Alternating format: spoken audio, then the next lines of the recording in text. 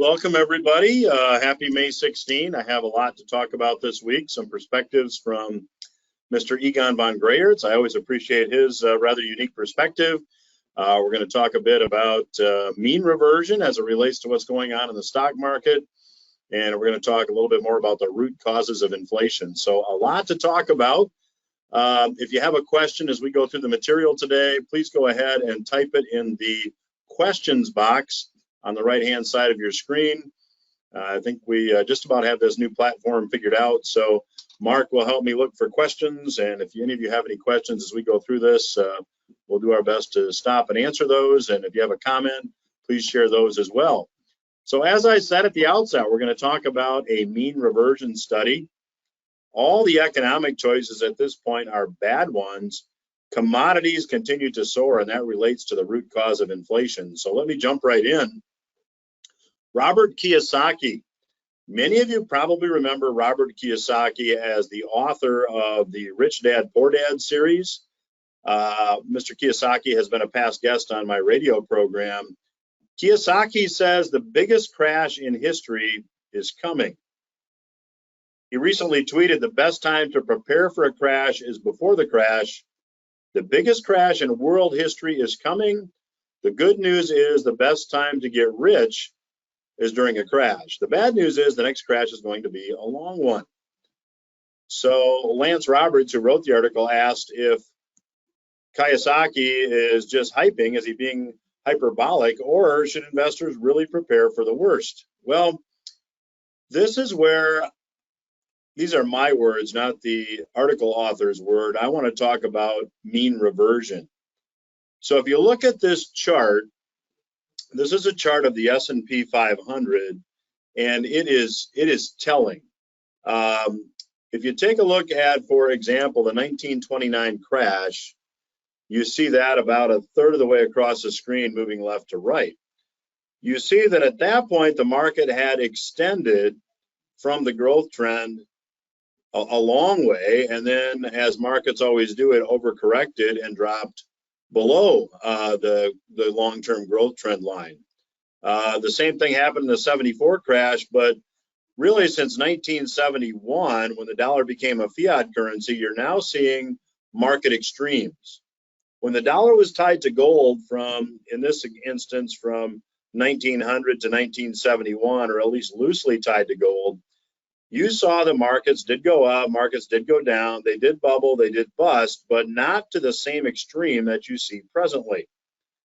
You see the dot-com crash and the financial crisis both had big expansions from the exponential growth trend line, but now it's way above that growth trend line. So if you take a look at what likely has to happen here, we likely have to see a reversion back to the long-term trend line, and it will likely have to fall below that.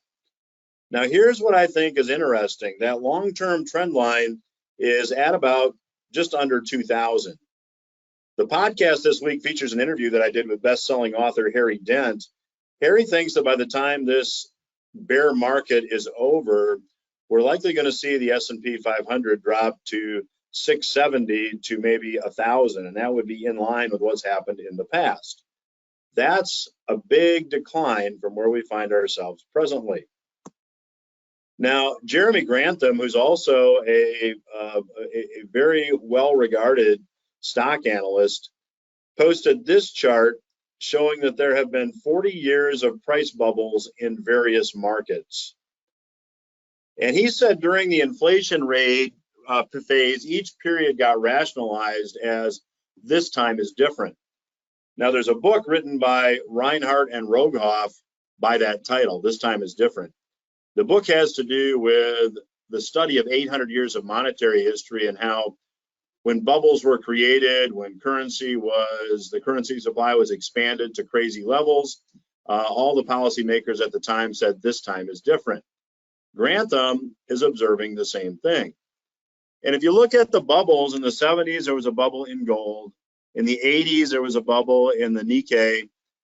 There was a Thailand bubble in the 90s. There was a tech stock bubble at the turn of the century.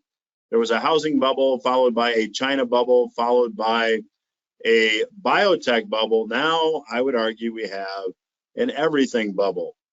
In each case, you see that bubbles tended to unwind to about the same level as when they started. If you take a look at gold, look at the Nikkei, look at Thailand, look at tech, all these bubbles tend to be symmetrical.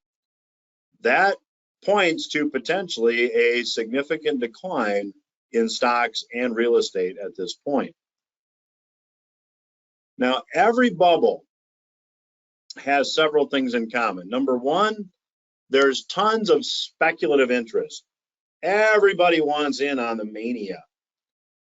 There is a sincere belief that this time is different. I remember hearing people when Bitcoin hit 60,000 saying it's going to 200,000. It may still go to 200,000, but now it has a lot further to go than it did before. And a tragic ending that devastated financial fortunes. And this time is likely no different. And that's what I always go back to. You don't change the fundamental rules of economics. So, yes, a crash is coming. The problem is when. And the author said anytime, next month, next year, or maybe another decade, although I would not bet on another decade. Notably, crashes require an event that changes investor psychology. And the psychology has to change from fear of missing out to fear of being in. And this is where the current lack of liquidity becomes extremely problematic. The stock market, and really any market, if you think about it, it's just a function of buyers and sellers agreeing to a transaction at a specific price. For every seller, there's got to be a buyer. Every transaction in the market requires both a buyer and a seller. The only differentiating factor being is what price the transaction occurs. When the selling begins in earnest, buyers will vanish and prices will fall lower. That's why we saw such a big correction in March of 2020, 35%. So the author asks a very good question. What could cause such a shift in investor psychology? Well, no one knows, but when you study history, which is always a good thing to do, have resulted always from just a few issues. An unexpected event that changes economic outlooks, like a geopolitical crisis, a war, a pandemic. A rapid increase in interest rates, a sudden surge in inflation, credit-related events that impact the financial system, like bankruptcies, real estate foreclosures, or defaults, and a monetary event like a currency crisis. Now, if you look at those 5 things on the list, a geopolitical crisis, a war, a pandemic, an increase in interest rates, a sudden surge in inflation, credit-related events that impact the financial system, and a monetary event, we have all those things taking place now to at least some extent somewhere around the world. Now, when you study history, just about every financial crisis boils down to one of these 5 factors. That's what causes the change in sentiment from greed to fear. So I expect that what we are seeing now is very likely the beginning of a larger correction in stocks. And although we haven't yet seen the beginning of a correction in real estate, I believe that the current higher interest rates are going to start to take a toll on real estate going late summer into fall. Now, Egon von Greyerz had an interesting perspective last week also. He quoted Ernest Hemingway after he made the comment that the current fake monetary system will collapse under its own worthless weight. Ernest Hemingway said this: the first panacea of a mismanaged nation is inflation of the currency, and the second is war. Both bring a temporary prosperity, both bring a permanent ruin, both are the refuge of the political and economic opportunists. Von Greyerz said the West is now standing at the edge of the precipice, and the only outcomes here are bad ones, or to use his terms, unpalatable ones. It's his view that at best, the world is facing a hyperinflationary depression, later followed by a deflationary depression. A longtime listener to the podcast or to these Headline Roundup webinars, you know that I've often quoted Thomas Jefferson. Mr. Jefferson said that if the American people ever allow private banks to control the issue of their currency, first by inflation, then by deflation, the banks and corporations that will grow up around them will deprive their people's children of all of the very continent their fathers conquered. And that's essentially what von Greyert says is going to happen. Von Greyert says there's a lot more going on now, he said, because the West is pounding the war drums against Russia's invasion in Ukraine. Now, regardless of how you look at that, certainly the fact that that is happening is undeniable.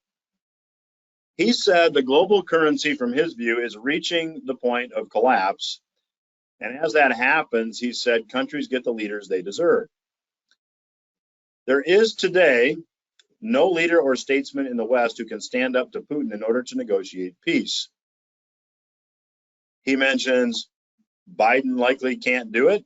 In his view, he said, Biden mustn't forget that just in the Vietnam War, the North Vietnamese and Viet Cong are estimated to have lost 1 million soldiers and 2 million civilians.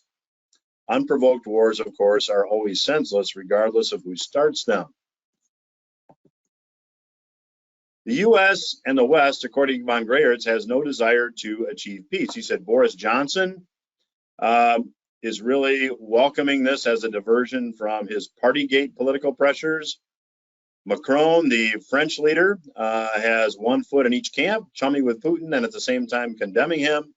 And Scholz, the German chancellor, is in an impossible position caused by Merkel's poor management of Germany's energy position. He said the 3 remaining German nuclear power stations will be closed down and fossil fuels are politically unacceptable. 60% of German gas imports come from Russia. German industry would not survive without Russian gas. So Scholz wants to have his cake and eat it, sanctioning Russia on the one hand and simultaneously spending billions of euros buying their energy and other natural resources, including food. He said it's quite a precarious position for Germany to be totally dependent economically on its war enemy. At the same time, this is good for the world as Germany has a vested interest to achieve peace. And von Greyert says, remember that only a minority of countries are backing the actions of the US and Europe. Africa, South America, and most of Asia are not taking sides. They continue to trade with Russia, and these nations represent 85% of the world population. So the vast majority of the world has no desire for war with Russia, but their voice is seldom heard in the Western-dominated media. He said, as Western leaders continue their warmongering, you must remind yourself of Winston Churchill's words, quote, never, never, never believe any war will be smooth and easy, or that anyone who embarks on this strange voyage can measure the tides and hurricanes he will encounter. The statesman who yields to war fever must realize that once the signal is given, he is no longer the master of policy, but the slave of unforeseeable and uncontrollable events. So von Greyert said that's what Western leaders now will be subject to. Now, here's the point of bringing all that up, and I provide that to you for context. Von Greyert, I believe, correctly says that politics and money cannot be separated. And the geopolitical situation that has now arisen will act as a perfect catalyst to the end of the monetary era since the creation of the Fed in 1913. So von Greyert said world events are now leading to what will likely be a catalyst to end the current monetary system. Now, for those of us who've been critical of the Fed, that probably would not be a bad thing long term. However, getting through that would be very painful. America and the European Union's final desperate attempt to save their broken system by sanctions on world trade will eventually fail, according to von Greyert, as the Western economies gradually decay in an economic and social breakdown brought about by a quagmire of currency collapse, deficits, debts, and history's most epic of asset bubbles. I just shared with you evidence that we do have the biggest asset bubble that we've ever seen in history. The phoenix emerging, according to von Greyerz, will clearly be the East, led by China, with Russia as an important partner. China, population-wise, is the biggest country in the world. It will soon be the biggest country in GDP terms. With total U.S. assistance in the form of know-how and technology, China has built up a strategic and advanced manufacturing base with dominance in many sectors. Get this, 18% of all U.S. imports come from China. 35% of all computers and electronics come from China. Chinese sellers represent 40% of all top brands on Amazon and 75% of all new sellers. The U.S. and the rest of the world criticize Germany for being dependent on Russian energy, but the U.S. folly of shifting much of its manufacturing to China certainly qualifies for joint first prize in commercial and strategic idiocy. Von Greyerz said gold is the ultimate money and the only money that has survived in history, and he expects that gold will have a very important role in the coming years. Now, I should point out that as ominous as all this sounds, von Greyerz is not saying this is imminent. He's not saying it's going to happen tomorrow. What he is saying is it's inevitable. Empires normally suffer a drawn-out and painful death. The fall of the U.S. and the West has certainly been long, starting over a half century ago in 1971. That date is becoming very important as current circumstances developed. Von Greyerz correctly says this monetary policy has produced fake prosperity that has benefited a small elite, but the masses have done nothing but accumulate debt. This is a staggering statistic to me. In 1971, U.S. debt was $1.7 trillion. 50 years later, it is $90 trillion. That's a 53-fold increase. Think about that. 1.7 trillion times 53 gets you to 90 trillion. That has increased really, it doubled every year rather. As the finale of the debt and currency collapse approaches, which if you think about it, it has to, $90 trillion in debt simply cannot be paid. So as this finale approaches, von Greyerz says the desperation rises exponentially. He said, consequently, increasing amounts of money need to be created and wars initiated to justify the debt explosion, all in a vicious cycle of self-destruction. For over a half a century, the U.S. has destroyed its currency and initiated unprovoked military actions on numerous countries, virtually all of them unsuccessful. He said, yes, the U.S. has certainly experienced prosperity, but it's been a temporary and a false prosperity. It's a prosperity that can only be achieved with deficits, debt, and printing fake money. I liken it to having a credit card with a $100,000 limit and living very high on the hog until you hit the limit. Von Greyerz says we're close to the limit, and I believe he's right. He said the massive cost of the failed Vietnam War led to Nixon closing the gold window in 1971.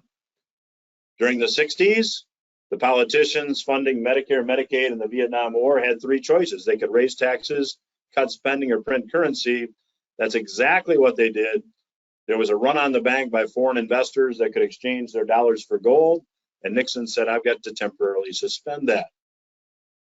Now, many of you who've attended my new retirement rules class have probably seen the video of Richard Nixon saying, as he closed the gold window, that this won't do anything to the dollar. Your dollar will buy just as much tomorrow as it does today, because the strength of the currency is based on the strength of the economy. He said a half a century later, that currency has lost 98% in real terms, and federal debt has grown 75-fold from 400 billion to 30 trillion.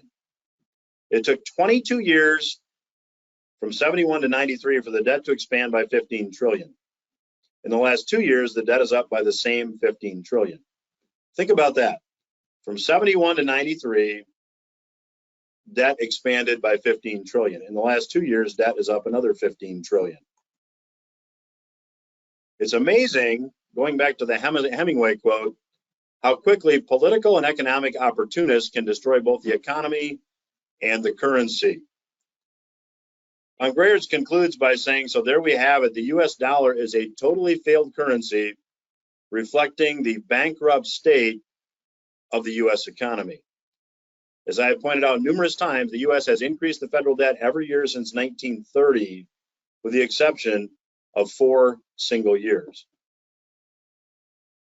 Most currencies have been linked to the dollar since World War II, either through Bretton Woods or the petrodollar. So all currencies have been dragged down with the dollar.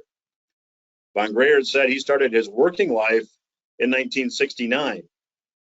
He said he's had a terrific seat to observe the collapse of a currency system and the sad but inevitable occurrence of war.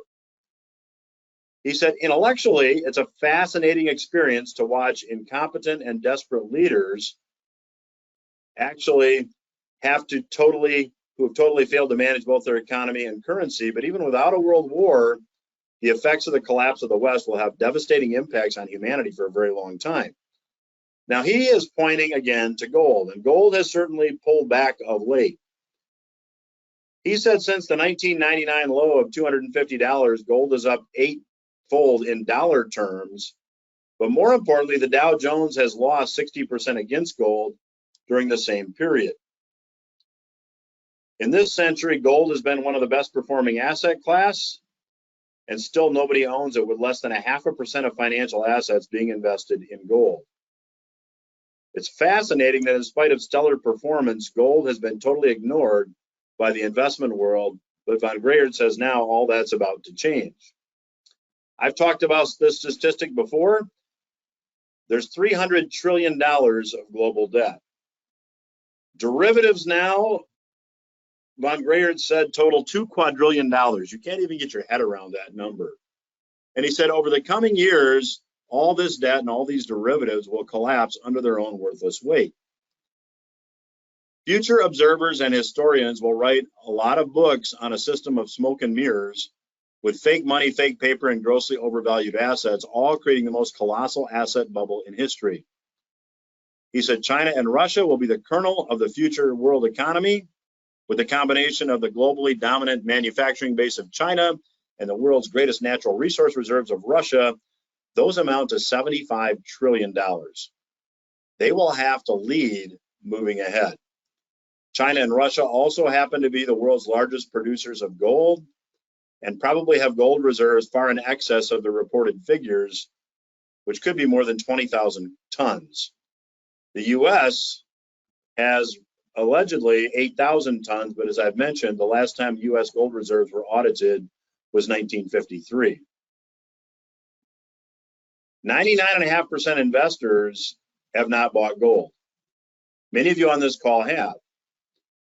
Von Greyerz said, since we focus on wealth preservation, we are neither concerned with paper assets nor with short-term moves.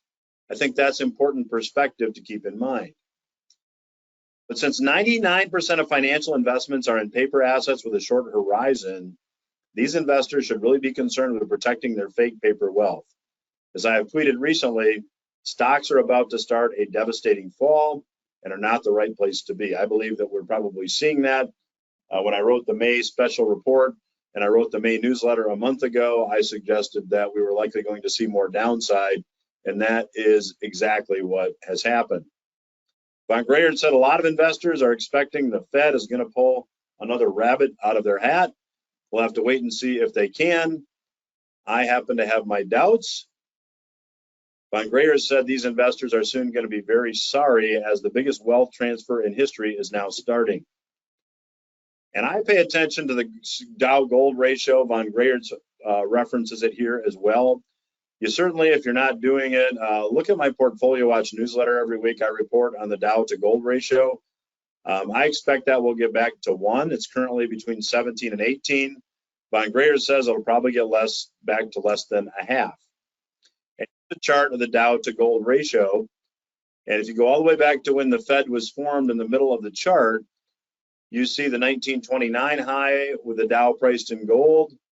You see the high in the 1960s. You see the tech stock bubble high, and stocks have now been declining when priced in gold. Stocks are only going up in nominal terms, which we've talked about on past Headline Roundup webinars.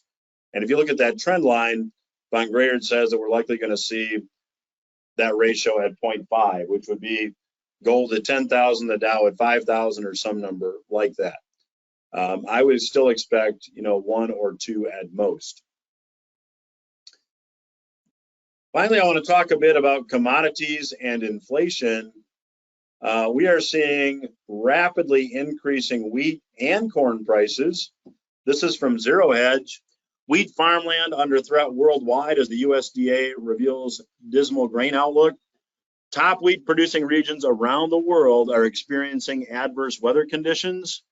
In places like Ukraine, a military invasion by Russia has slashed production significantly. All of this suggests the world is on the cusp of a food crisis. Droughts, floods, and heat waves have plagued farmland in the US, Europe, India, and China. As for Ukraine, the world's largest wheat producer, the war could slash production by upwards of a third. There's one exception, Russia, which is expected to have a bumper crop. Wheat prices, if you take a look at wheat futures, look at this chart. We're approaching $12 per bushel wheat, which is almost a third higher than the prior high that occurred back in 2005, 2009. Now, that's certainly a parabolic chart. Whenever you see a parabolic chart, you do expect it at some point to reverse. However, I expect that there may be more upside here for wheat.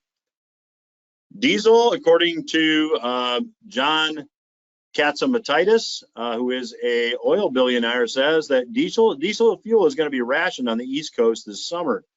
Quote, I wouldn't be surprised to see diesel being rationed on the East Coast this summer. Right now, inventories are low, and we may see a shortage in the coming months, according to Katzimatidis. He is the CEO, by the way, of United Refining Company. And if you take a look at diesel inventories, they haven't been this low in nearly 20 years, about 2 decades. There's declining refinery capacity on the East Coast. There's increasing fuel shipments to Europe. That's meaning U.S. supplies are tighter. Diesel prices have risen for the past 17 days. They hit a new record high of about $5.56 a gallon last Thursday. Gas prices hit a record high of about $4.42. Not surprising. And if you take a look at this chart of gasoline prices, this is actually diesel prices, excuse me.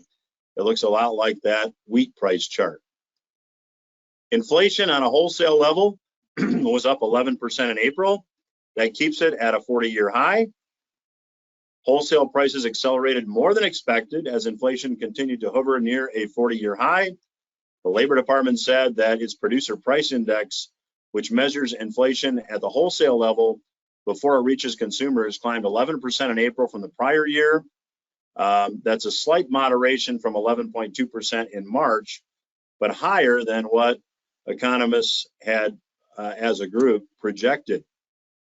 And if you take a look at wholesale inflation, this is from the time of early 2020 to the present. Not surprisingly, that mirrors the Fed's currency creation. So if you look at this chart of wholesale inflation starting in early 2020, it's been nearly parabolic, nearly straight up. This is the Fed's balance sheet starting in 2020. That has been nearly parabolic, nearly straight up. So as you see, I've titled this slide, despite rhetoric to the contrary, the true cause of inflation is pretty easy to figure out. The chart on the left is a chart of wholesale inflation. The chart on the right is a chart of the currency creation in which the Fed has been engaging. Not too tough to figure out. You flood the economy with currency and you get inflation. I don't expect this to change anytime soon.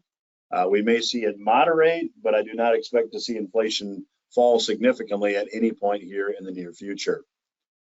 That's what I have to cover with you this week. We've got, again, good attendance. Appreciate all your feedback. Just a look ahead. We will be live again next week. Memorial Day weekend, which would be the 30th. We will not have a Headline Roundup webinar, and we will be recorded on June 6th. So live next week on the 23rd. On the 30th, there will not be a Headline Roundup webinar. And on the 6th, we will be recorded, just looking ahead. Appreciate you guys getting the word out. Word of mouth is terrific. The podcast listenership keeps growing. Participation in the Headline Roundup and downloads from the website keep growing. So very much appreciate all of you participating. And Mark, I'm not seeing any questions, so I think we can probably go ahead and conclude. Wait, we got one here. Jim Rickards claims the Fed pumping currency out to the banks and then taking it back when they store it for them does not cause inflation. I would say that I would agree with Mr. Rickards on that point. I think that the currency creation that causes inflation is the currency creation that makes it out into the economy. So I would tend to agree with that. That was from Jeff, by the way. And thank you, Jeff, for that question. Any other questions out there?